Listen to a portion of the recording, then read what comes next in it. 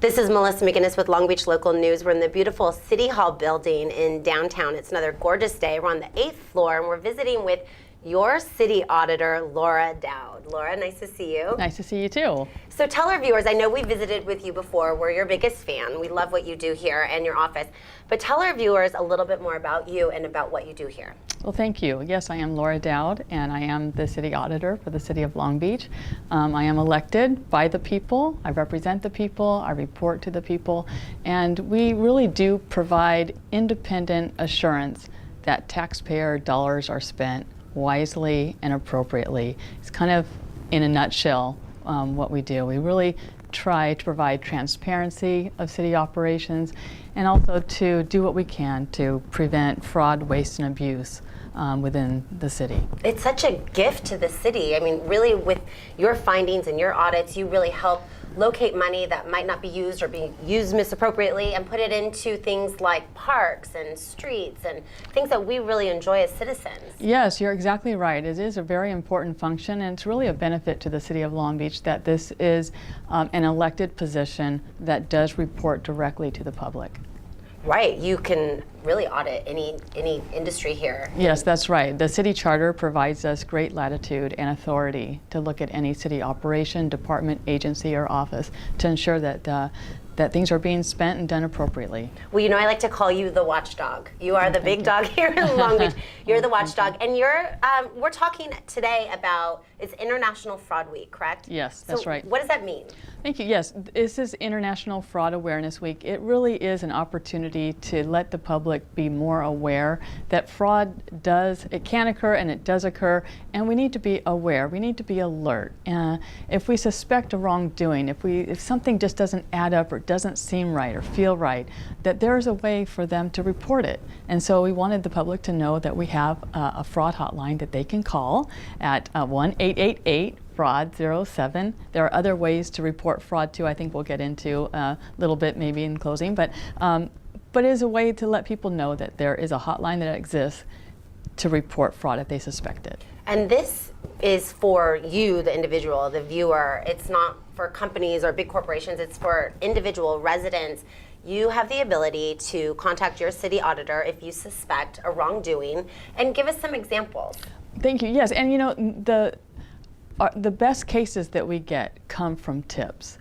Our tips are the most common method in preventing and detecting fraud. We really, really rely on tips. So I just want to encourage people, again, if you have a suspicion, to report this tip. We have received approximately 439 calls since we have revitalized our fraud hotline in the year 2007.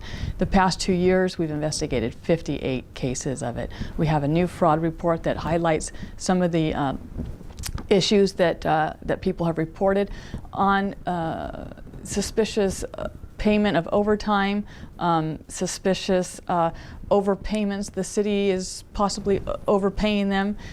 We've received calls regarding businesses that are overbilling the city.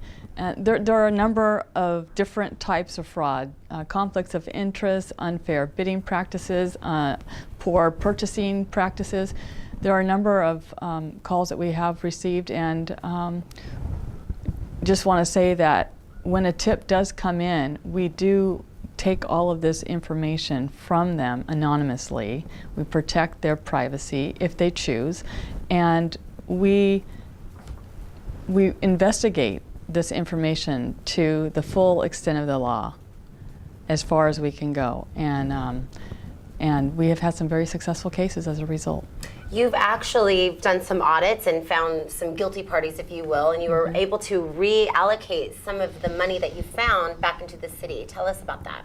Yes, with the example, we had one at animal care facilities, and there was an employee there who had embezzled hundreds of thousands of dollars in cash, and it was very unfortunate, but through our audit we did confirm that she was stealing.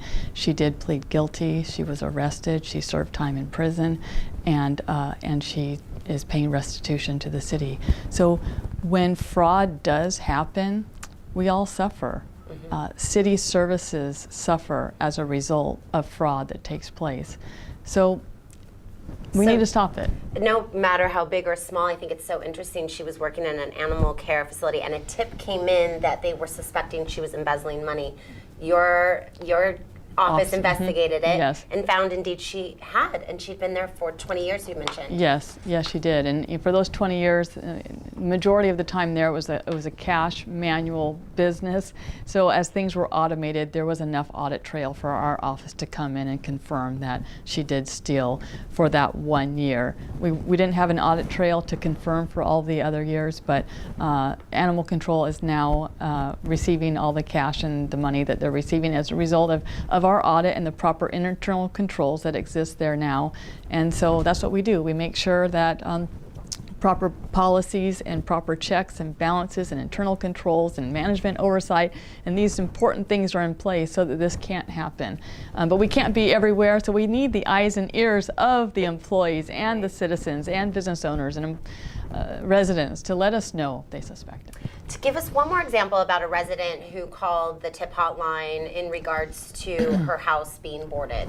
The thing is, and so she had a broken window and she was told that she needed to fix it or the city would come in and repair it, and she said, I will take care of it. And in the meantime, I guess she didn't repair it quick enough, and the city subcontracted this work out and repaired the work, and then she was given this large bill.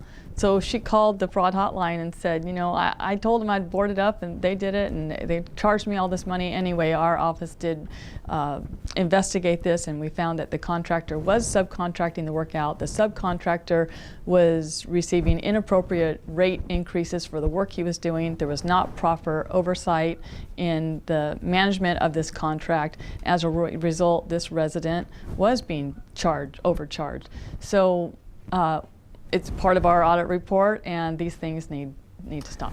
Just when you think you don't have anywhere to go or anyone to call Laura's office. I know it by heart, 1-888-FRAUD-07, and there's a couple other ways to report. Yes, online. There's a way you can report online. Follow the link at Reporting Fraud. We also have a My Auditor app that they can download at the App Store or at Google Play. They can also call our phone number, 562-570-6767. And anyway, there's a lot of convenient ways to report the tips through our hotline, through our website, through our My Auditor app. And please report tips if you suspect them. We can't tolerate fraud against our city. These are tax dollars at stake. And these are our city services that suffer as a result. So together we can make Long Beach the great city that it is by protecting taxpayer dollars and making sure that they are used appropriately for the things that we all need and love here in Long Beach. Laura, you're such a blessing here for all of us in Long Beach. We thank you for being our watchdog. And I do want to point out, when you do call the fraud hotline, you'll get a live voice, which I think is so important. Someone's really interested in hearing from you. So don't hold back if you suspect fraud or if you want to discuss any kind of other residential issues, like you gave us some great examples. Thank you. Keep up the great work, Watchdog, and we look forward to visiting with you again soon. Thank you. Thank you.